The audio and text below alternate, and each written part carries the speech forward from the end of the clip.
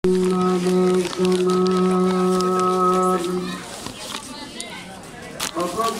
مكانا على مكان وفضل الأيام على الأيام وفضل البرهان على البرهان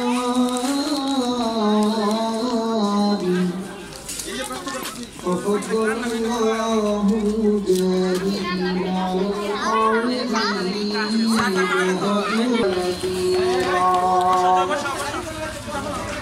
وداعيا إلى الله بإذنه وسراجا منيرا. أما بعد فأعوذ بالله من الشيطان الرجيم. بسم الله الرحمن الرحيم.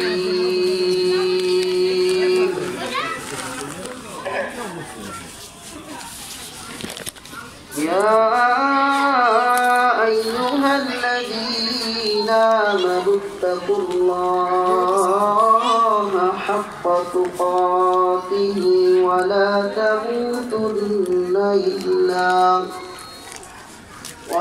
تموتن إلا وأنتم مسلمون. وقال الله تعالى كل نفس قال رسول الله صلى الله عليه وسلم أكثروا ذكر هادم لذات الموت أو كما قال النبي عليه الصلاة والسلام. ألا يا ساكن القصر المعلى ستدفن عن قريب في التراب له ملك ينادي كل يوم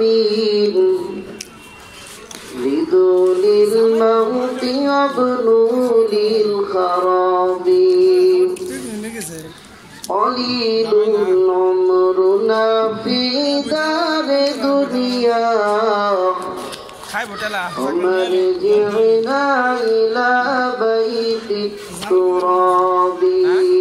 بلغ العلا بكماله كشف الدجى بجماله حسنت جميع خصاله صلوا عليه وآله. সকলে দুরূদ শরীফ পড়ি। اللهم صل على محمد وعلى آل محمد كما صليت على إبراهيم وعلى آل إبراهيم إنك حميد مجيد. اللهم بارك على محمد وعلى آل محمد كما باركت على إبراهيم وعلى آل إبراهيم إنك حميد مجيد.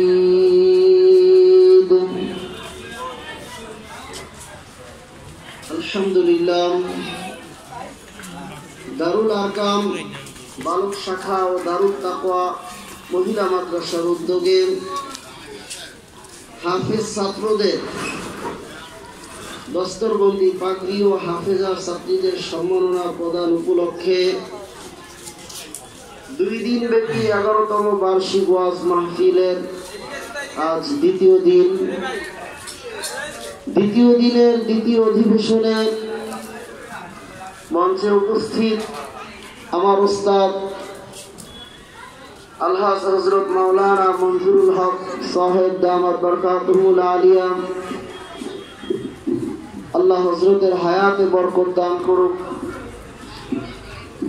আরো মঞ্চে উপস্থিত হযরত উলামা ইকরাম, আমার সামনে উপস্থিত তলাবায়ে ইলম, মুরব্বিয়ান ইকরাম ও আমার পর্দানিশীন মা ও বোনেরা,